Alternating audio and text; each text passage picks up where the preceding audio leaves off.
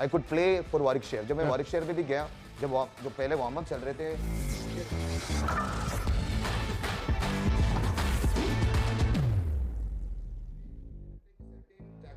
certain skills should be free of cost and should be not nation wise or team wise. जो अच्छा खिलाड़ी है, आप देखिए, एक लेफ्ट आर्म स्पिनर दूसरे लेफ्ट आर्म स्पिनर को बताएगा, एक right arm fast bowler right arm fast bowler, एक लेफ्ट आर्म पेसर, जैसे वसीम अकरम ने इरफान पठान को काफी हेल्प किया था। तो आनंद भाई, मेरा एक ही रिक्वेस्ट है सारे जो दर्शक देख रहे हैं, यंगस्टर्स को specially, even if you are established,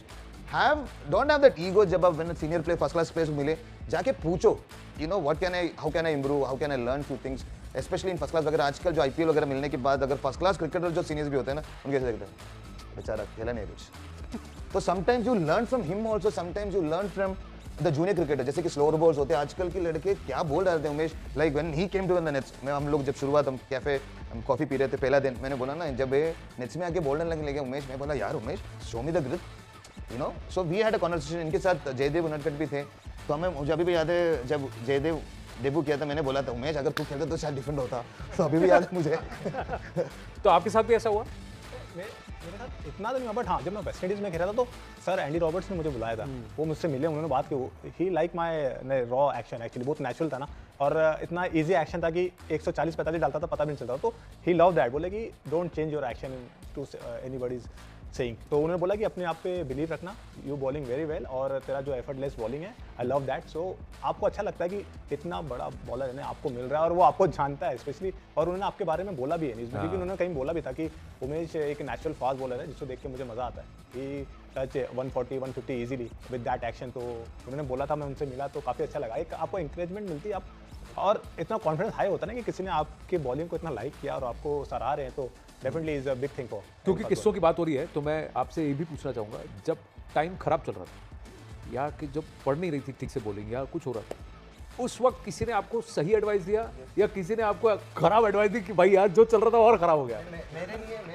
मेरे खुद का तो मैं आई वाज वेरी फॉर्चुनेट कि सचिन बाजी से लेके ईवी पाओ, बजी पाओ, बहुत सारे इतने अच्छे क्रिकेटर्स थे। और अगर हमारे साइड से देखें तो हमारी स्टेट से तो उतना वो नहीं मिलता था, बट जेन्युइनली सचिन भाई अगर आके बोलता है, you think you are in good form, they are so, I was blessed to be bowling in the nets में भी जब अगर अच्छा नहीं डाल पाया ना, दे वर लेजेंडरी क्रिकेटर्स यार। अगर आपको अच्छा इंप्रूव होना है तो you have to bowl to better batsman, and if you want to improve as a batsman you have to face better bowlers. तो हमारी इंडियन टीम में उस टाइम पे we were very fortunate, specially Munaf से लेके इरफी हो, जो भी आरपी हो, जो भी हम लोग जब नए नए आए,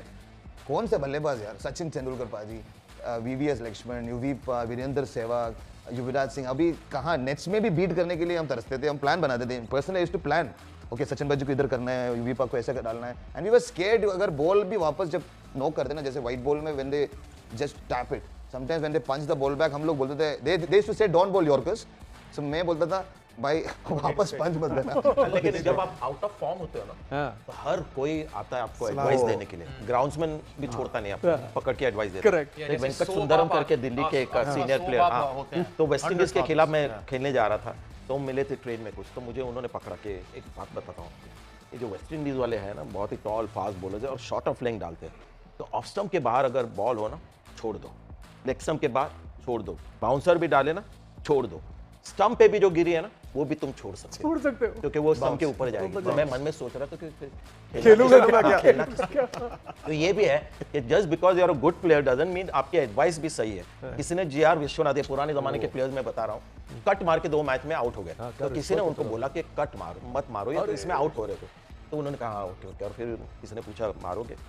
फिर कट नहीं मारूंगा तो रन कहाँ बनेंगे। वीरू का भी यही था, जो है अपनी स्ट्रेंथ, तो एडवाइस बहुत आती है, कौन सी लेनी है और कौन सी इग्नोर करनी है, ये थोड़ा सा ये तो संजय भाई आप तो बहुत लकी हैं, आप ये बोल रहे हैं क्रिकेटर्स को, अभी मैं कई बार ओकेजन्स में देखा हूं फैंस आते हैं पैशनेटली, वो विराट और रोहित को भी सलाह दे लेते हैं कि भाई ये मतलब आप यू कैन इमेजिन, और ऑल गुड इंटेंशन, उनको लगता है कितने बड़े फैन है, शायद ये पता नहीं है, वो भी आकर बोलते हैं कि सर इस मैच में आप ये वाला नहीं खेलेंगे, ऑफ साइड, अब आप कैन यू इमेजिन। गावस्कर को बोला था किसी ने उस जमाने में कि check them eyes, West Indian एक फैन, चेक देम आईज, क्योंकि उनके रन नहीं हो रहे थे, because eyes give message to the brain and brain give message to the bat.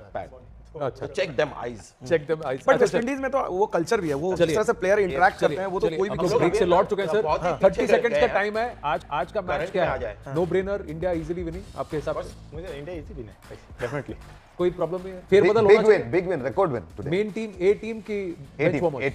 India winning and I hope Washi plays. हां India को आज बैटिंग ना ताबड़तोड़ से करनी चाहिए, बिकॉज फिर 300 बाद में क्या है ना, ठीक है। अब कितनी बार हमने सुना है 300 आज कर पाएंगे, चलो, आज वो दिन है, चलिए। भारत 300 करेंगे। ठीक है, तो कुछ लोगों का कहना है कि 300 बनाओ, कुछ लोगों का कहना है कि ठीक है पहले उनसे बैटिंग कराओ। 4 बदलाव भी करेंगे तब भी जीतेंगे। देखते क्या चार बदलाव। Thank you so much.